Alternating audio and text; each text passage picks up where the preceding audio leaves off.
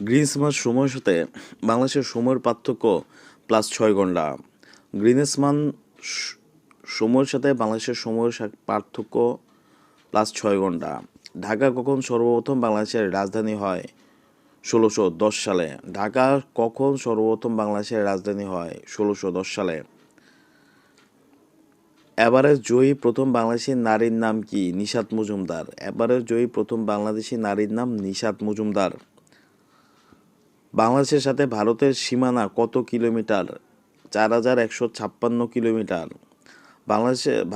বাংলাদেশের সাথে ভারতের সীমানা কত কিলোমিটার? ৪,১৫৬ কিলোমিটার। আয়তনের দিক থেকে বিশ্বে বাংলাদেশের অবস্থান কততম? ৯০তম। আয়তনের দিক থেকে বিশ্বে বাংলাদেশের অবস্থান ৯০তম। বাংলাদেশের সাংবিধানিক নাম কি? বাংলাদেশের সাংবিধানিক গণপ্রজাতন্ত্রী বাংলাদেশ। বাংলাদেশের সাংবিধানিক নাম গণপ্রজাতন্ত্রী বাংলাদেশ। মহাস্থানগড় একসময় বাংলার রাজধানী ছিল, তখন তার নাম কি ছিল? পুণ্ডনগর। মহাস্থানগড় একসময় বাংলার রাজধানী ছিল, তার নাম কি ছিল? পুণ্ডনগর।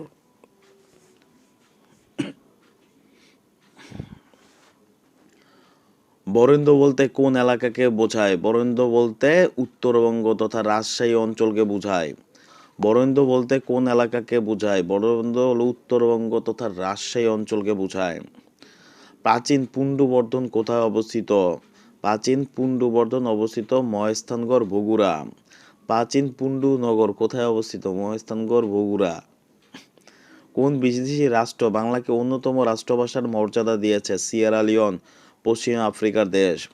কোন বিদেশি রাষ্ট্র বাংলাকে অন্যতম রাষ্ট্রভাষার মর্যাদা দেয়? সিয়েরা লিওন, পশ্চিম আফ্রিকার দেশ।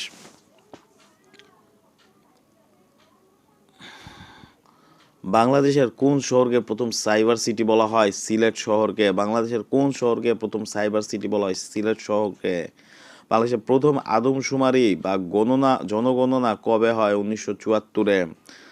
বাংলাদেশের প্রথম আদমশুমারি বা জনগণনা কবে অনুষ্ঠিত হয়? ১৯৭৪ সালে। বাংলাদেশের প্রথম জাতীয় শিক্ষা কমিশনারের নাম কি? ডক্টর কুদরত এ